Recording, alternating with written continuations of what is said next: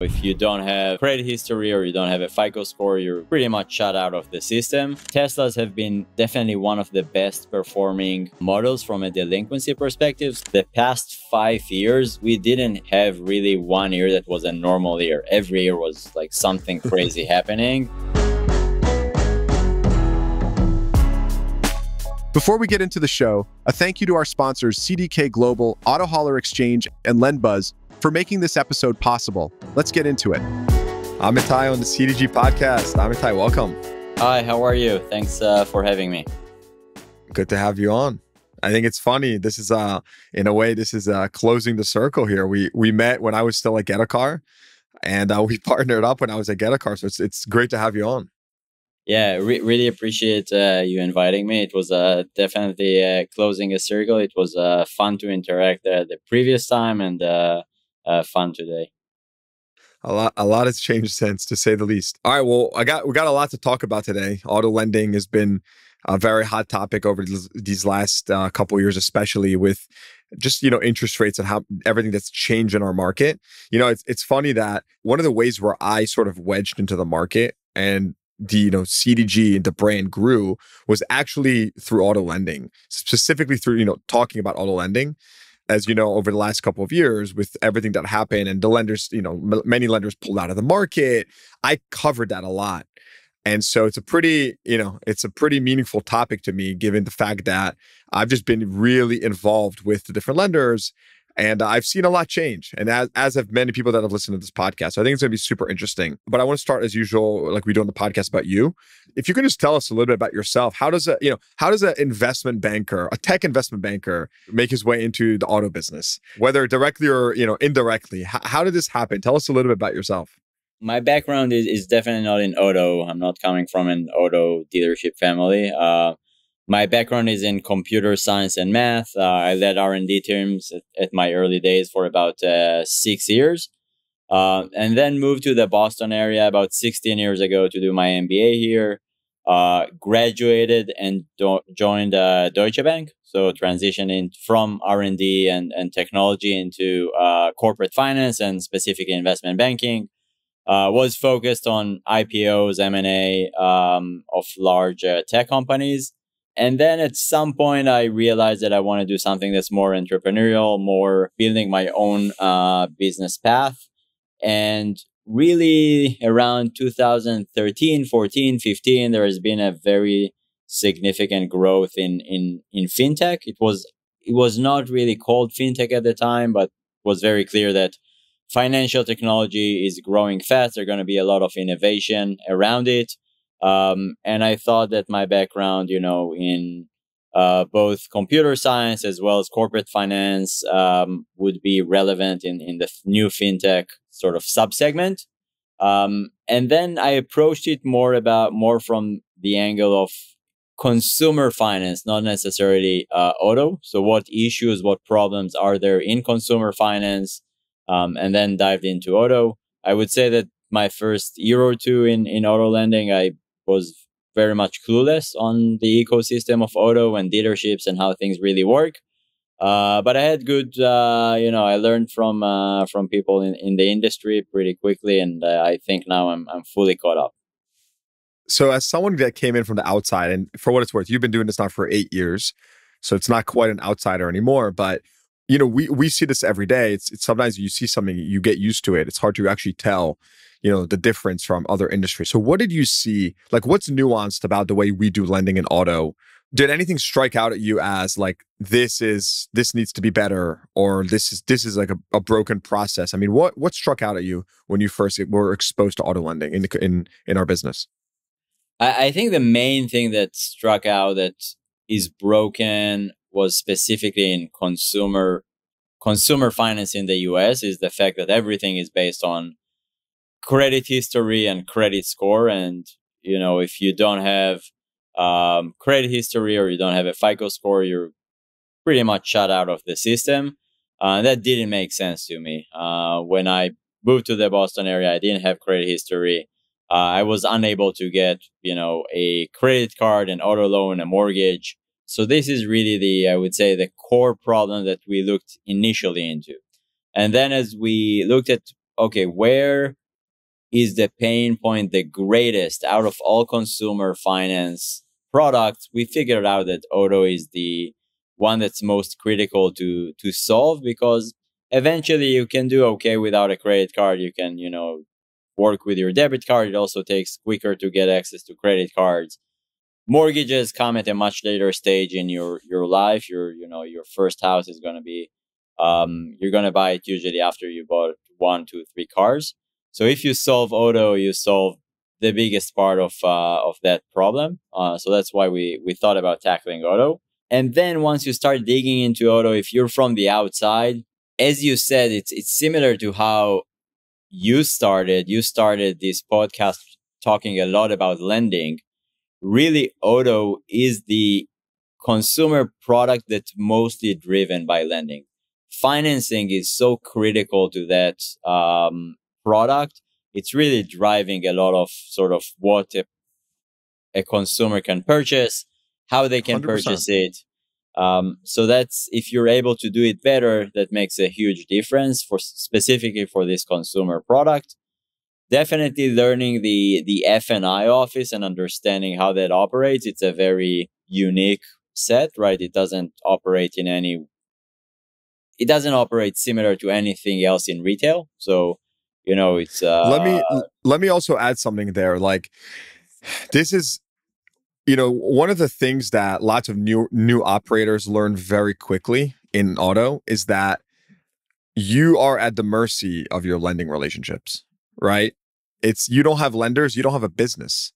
It's extremely difficult to operate without quality. I see you smiling, because it's the truth. Like, it's a lot of, operators. Like, if I could tell you every week I get a DM from some dealer asking me about some lender, or, hey, I'm a new dealer, maybe looking for lenders. Who do you recommend for, this type of, profile? So it's definitely an industry where, lending, you're sort of at the mercy of it. And by the way, it used to be different. When I started in the business, our percentage of cash buyers was a lot higher, and it went down over the years. I know that, recently, as of the last 2 years, it's gotten higher. I spoke with a Cadillac dealer yesterday, and he told me that, I don't know, like 50% of the Escalades he's selling are like cash nowadays, like some crazy percentage. So the point being that, interest rates have, left people with, high disposable income to go cash. But needless to say, we know that, we're at the mercy in this industry. This episode is brought to you by CDK Global. CDK Global has been empowering nearly 15,000 dealers with the tools and technology they need to build deeper relationships with customers. Their team is keenly aware of the state of dealership technology, and while many vendors promise seamless experiences between your CRM, DMS, digital retail, and fixed ops, most of these bolt-on solutions tend to break workflows and cause more harm than good. That is why CDK has launched a new dealership experience platform. This new integrated software consists of everything you need to operate a dealership efficiently while delivering an unparalleled experience to your customers. Basically, everything working together, not separate, one system to run your dealership as opposed to 10. CDK developed it with an outside-in approach, listening to dealers every step of the way. You can learn more about CDK's dealership experience platform by visiting cdkglobal.com/DXP or clicking the link in the show notes below. Before you tell us a little bit about what you're working on today specifically, can you give us a little overview of the current state of auto lending? Like, where are we at today? Like I mentioned earlier in the podcast, right? The last 2 years, lots of lenders pulled back. The market really tightened up meaningfully. It's gotten looser since then. But can you just give us a little kind of lay of the land where we're at today? It's a good question. I think it's funny to think about it that the past 5 years, we didn't have really one year that was a normal year. Every year was like something crazy happening, whether it's like COVID coming in and then, stimulus money and exuberant lending in 21 and then things shifting back. It seems like 24 has somewhat been the first more normalized year. Obviously at high rates, but somewhat of a normal year. I would say that we've seen during 23 a significant pullback in auto lending, specifically into, I would say, two brackets. One is the banks. So banks, credit unions had significant funding issues as deposits were flowing away from the banks. They had pressure on their funding, and as a result, they significantly pulled back on their auto lending. some platforms that which were very large platforms like Citizens, BMO completely pulled out of the market, and some just drastically reduced their auto lending. That's one. And the second one is specialty lenders, specifically non-prime specialty lenders that had delinquency issues or basically credit issues, have been pulling back significantly and really cutting the credit box in many different ways. Some went out of business, some remain in the business, but are originating at probably 50% lower than what they originated during 21 into 22. I think 24 is the first year that things have somewhat normalized. You definitely see the captives taking a bigger share of the overall pie. You see some of the banks that are stronger balance sheet, better credit performance, like Chase, that are continuing to grow nicely. And then with the specialty lenders, specifically in non-prime, it depends how well they weathered the huge spike in delinquencies. So specifically in non-prime auto, I don't think it's well known or appreciated as much, but we've basically at the end of 23 surpassed the peak of subprime auto delinquencies versus what it was in 08, 09.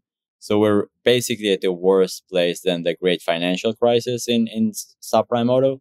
The ones that have taken large losses have been pulling back, and say lenders like us that have fared relatively well are continuing to grow fast. There's always been this trend in our business where some new lender comes in hot and they grab a ton of market share, at least from your in-store market share, and 2 years later they disappear. I'm sure every GM, owner, sales manager listening to this has experienced this, where suddenly this ex lender's like, oh, that's it, we're out for business. And it's honestly so predictable. You can just tell who's coming in too gung-ho and really aggressively, likely just getting too deep into the FICO. Explain to us, what problem are you solving today, right? Like your business, Lendbuzz. Can you just give us an overview, a brief overview of what you're actually setting out to solve in the market? So Lendbuzz is an AI-based auto financing platform, and we focus on using alternative data, AI, to provide better access to consumer credit, specifically auto finance for underserved populations. The first segment of the market that we focused on and developed our credit models for were people with no FICO score. So think about people that are either do not have a credit file or have a file that's too thin to be scored by FICO. These individuals were always defaulted to the deep subprime lenders, getting loans at state max rate, very high fee to the dealerships, $1,000, $1,500, $2,000 discount on that contract. The way we thought about it is that it's a relatively large market, significantly underserved by traditional lenders. There are about 45 to 50 million people living in the US without a FICO score. If we can build credit models that qualify the ones that are likely to perform better, that's a significant opportunity. As we deployed our software solution at the auto dealership, started receiving credit applications, what we saw is that our credit models significantly outperform FICO for the near prime consumer. So think about FICOs of 580 to 720. And today, these are the two main segments of the market that we serve. The no FICO consumer, and as well as the near prime consumer, sort of 580 to 720 FICO. And we're able to serve these customers, providing them a better rate, lower fee to the dealership, as well as 100% tech-enabled process. So digital, mobile-enabled, getting the deal both approved and funded much faster versus a traditional non-prime lender. How does someone like yourself, right, come up with this idea, execute on it, and compete with these behemoths in the market, right? We know there's some auto lenders super entrenched in our industry that have been doing this. How do you actually create a model that's profitable? How do you get these customers approved or with better rates more efficiently? How are you really doing this? Auto lending has been around for almost a century now, probably, or less than that, but a long time. And There are large incumbents that are doing very well in the market and serving, consumers and dealerships every day. But it's still such a large, market. There are about 750 billion of annual auto loan origination. There are subsegments in the market that are underserved. Specifically, from a regulation perspective, the regulatory framework around the banks, especially after 0809, really precluded them from serving well people that don't have a FICO score. It's very penal to their balance sheets, to the regulatory capital that they have to set aside. So if you're able to build a credit model that serves this segment of the market, you're going to do it better than, the large banks, the traditional lenders that have been serving the market, whether it's, the prime banks or the captives.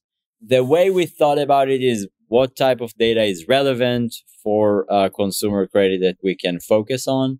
And we've been focusing on, I would say, a very large set of data, but if I'm trying to focus on the things that really matter for underwriting, you can think about it as cash flow based underwriting. So focusing rather than your credit file is focusing on your cash flow. What is the level of your income? What is the pattern of your income? What is your spending patterns? What are the balances in your account? What's coming in? What's coming out? So really trying to build a full financial profile of that individual that doesn't have a credit file, but might have both ability to pay, has been managing their lives in a responsible way or their financials in a responsible way, and has both ability to pay and willingness to pay. Since it's a very large set of data for each individual, you're not really able to do it without using AI or machine learning algorithms. So one aspect here is the set of data. And the other aspect is, okay, which type of model, which type of algorithms are you going to use in order to analyze the data? So we've been fortunate to start this business in a time where machine learning, deep neural networks, AI has been growing very fast. There was a lot of innovation in that space. So we can actually deploy new algorithms and new computer science methodologies to a large set of data that's relevant for credit underwriting. And once you do it, you get better outcomes in predicting credit risk, predicting credit worthiness, and able to serve a segment of the market that hasn't been served by the banks for many years. This episode is brought to you by the Auto Hauler Exchange. Auto Hauler Exchange is changing how vehicle shippers and carriers can connect and work together. Now, if you need to ship a car, you can work with carriers all over the country directly. And if you transport cars, you don't have to look through brokerage boards to find good, fair jobs anymore. By eliminating the middleman, all shipments on Auto Hauler Exchange come directly from the owner of the vehicle being shipped, with carriers receiving real shipment opportunities at direct pricing. Auto Hauler Exchange helps shippers and carriers work together easily and clearly, adding transparency and making better partnerships. Get off the auto hauling roller coaster by getting on the Auto Hauler Exchange. To learn more, visit autohaulerexchange.com or click the link in the show notes below. Now, how big is this opportunity, right? Like, again, any dealer listening to this has definitely witnessed a consumer that has a thin file or that, doesn't get approved or maybe gets approved on terrible terms. We all know the opportunity exists, but like put some numbers behind it. Like how big are you really, how prevalent is this right now across the country? It's a good question. So overall, if you think about the target market, there are 45 to 50 million consumers in the US that do not have a FICO score. So it's one large segment of the market. And then about 30% of the consumers are in that near prime segment, so sort of 580 to 720 or 550 to 720. So about 40% of total consumers in the US fall into the bucket of consumers that we serve really well. We've been growing extremely fast, so it definitely is a proof that there is a need in the market. We've been growing over 100% CAGR for the past 5 years, basically meaning that we continue to double the business every year. We're currently at about a 1.5 billion annual run rate of loan origination, so doing about a 1.5 billion a year, and we plan to continue to grow that. We're working with very large dealerships. So, for example, 7 out of the 10 largest Toyota dealerships nationwide. I'm talking about dealerships that sell 800, 1,000, 1,500 cars a month are working with us. And we're either number one or number two after their captive, after Toyota Financial Service. So very large in terms of serving customers in these dealerships. We've been growing fast into a large opportunity. I would say probably 3 out of the 5 largest nationwide groups are working with us. So we're both at the very large franchise dealerships as well as the independents. We like the independents as much as the franchise dealerships. We think that the same opportunity, the same issues that are at the large franchise dealerships exist at the independent dealer. Talk to me. So you have obviously lots of exposure across the country to these dealers. Talk to me a little bit about what are the trends you're currently seeing on the ground floor? Where are we heading as an industry right now in terms of loan performance? You mentioned that subprime loans are not faring too well. Where are we heading? What's coming up next? I think there has been extreme exuberance in lending during 21 into 22. And that's basically was both credit quality as well as the issues we had with extremely elevated pricing. So if you think about, 22 pricing, both used cars and new cars were selling at extreme elevated levels. We, as a result, everything that goes up, too quickly goes down. We're now at a point where delinquencies have shot up significantly from a all-time low in subprime auto of about 5-6% monthly delinquencies to I think about 16%. It hit as we were going into the seasonality of sort of the January 24.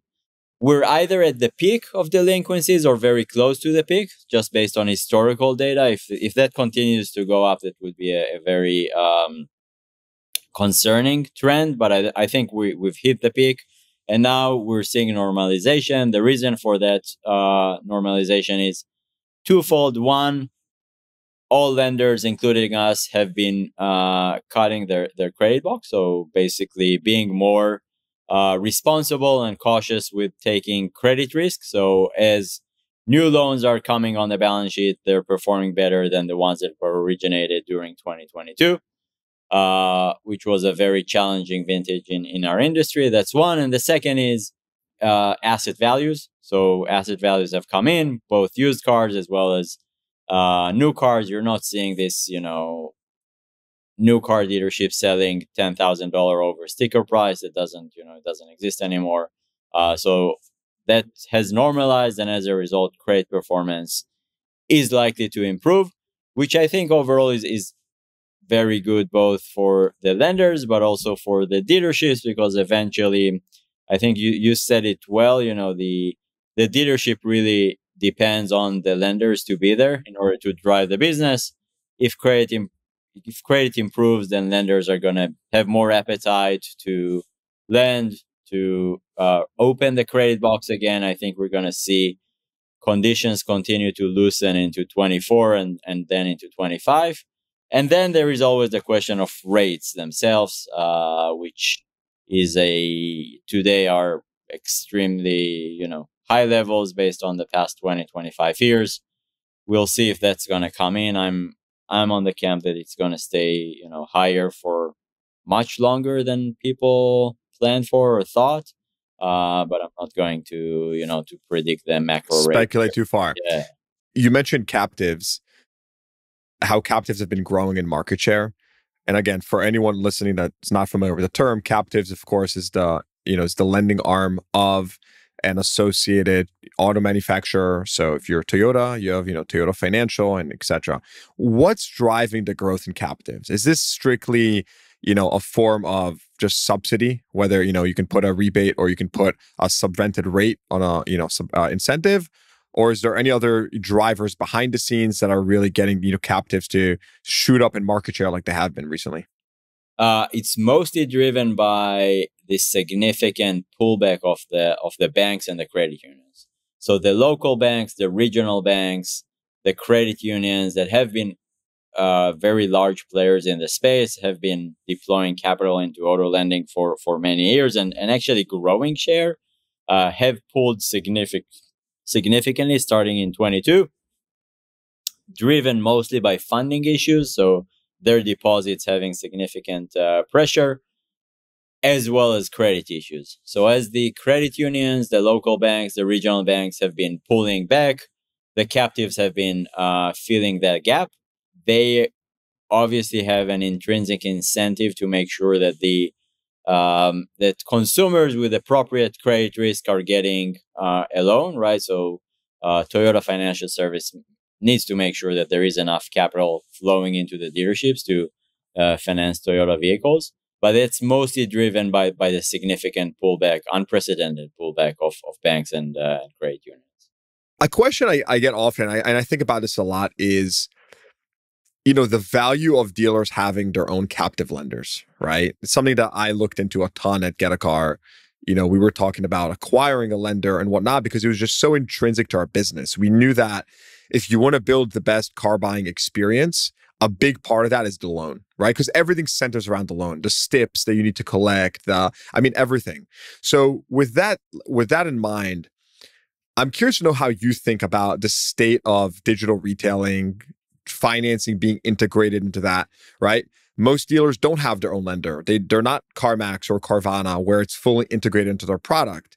And there's no doubt about it that does have an advantage when it comes to the customer experience and ultimately saves time and aggravation for a consumer and a dealer. So what are your thoughts on just the current state of digital retailing with respect in auto business, of course, with respect to lending and that being integrated?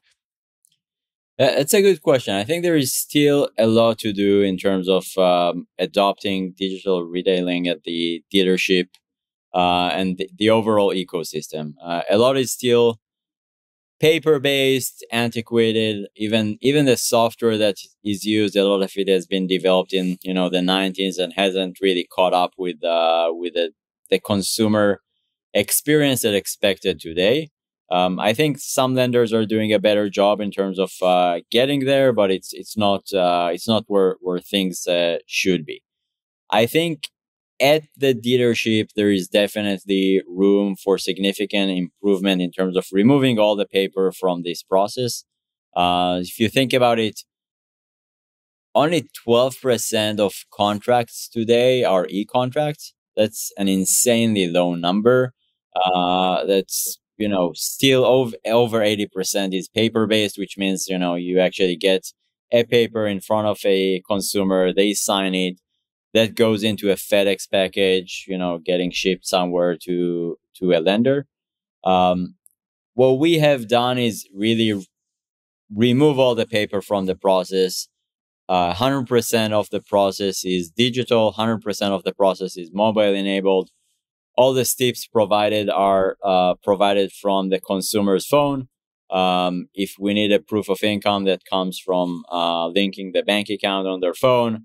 If we need an ID, they just snap a picture on their phone and that gets uploaded immediately.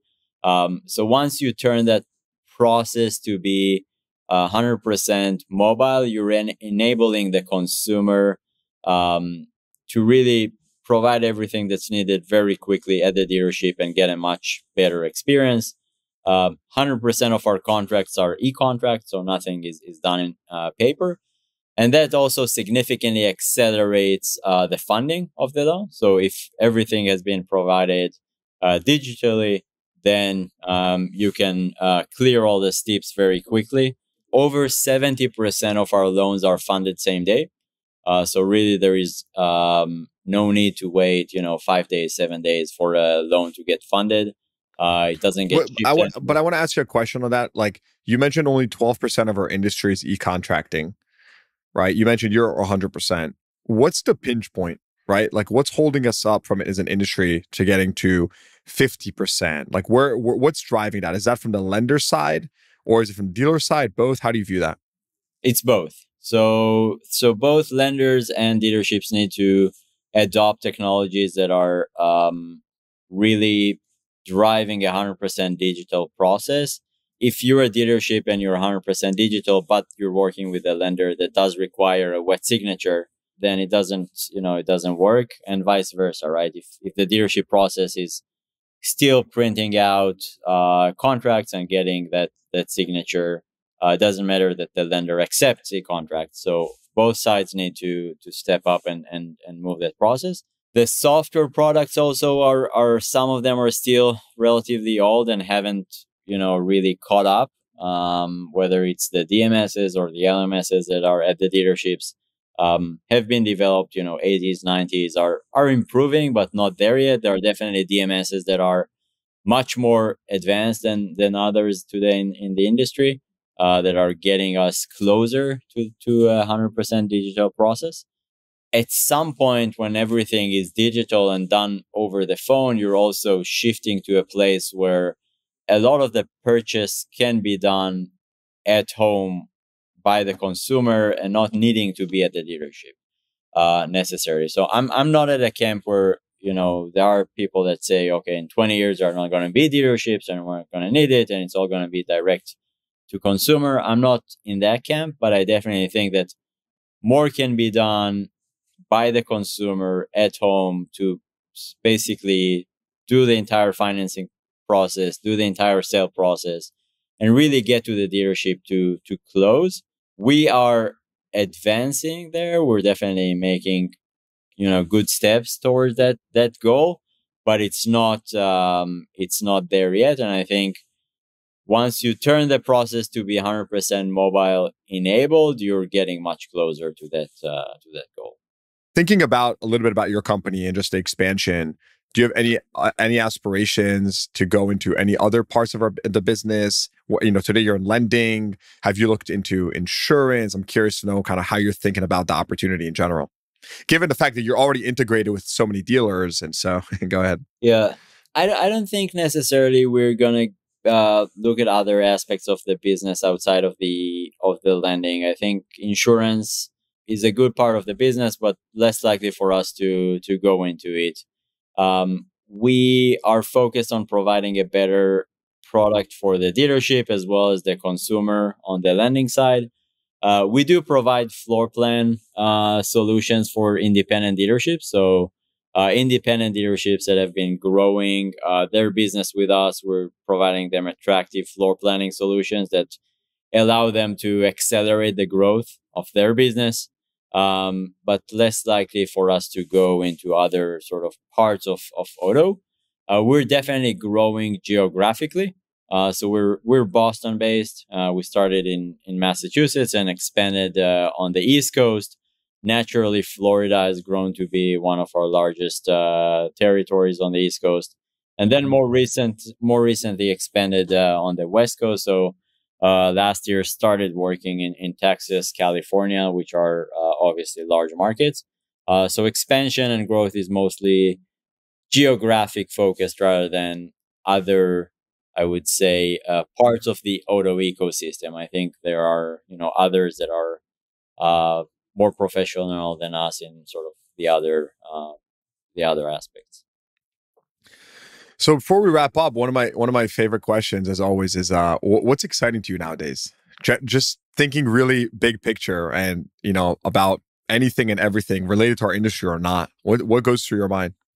The most exciting part in the next probably 10 years is going to be evolution of AI into dealerships and digital retailing. I think it's going to have a significant impact on how business gets done and how well we serve the consumer.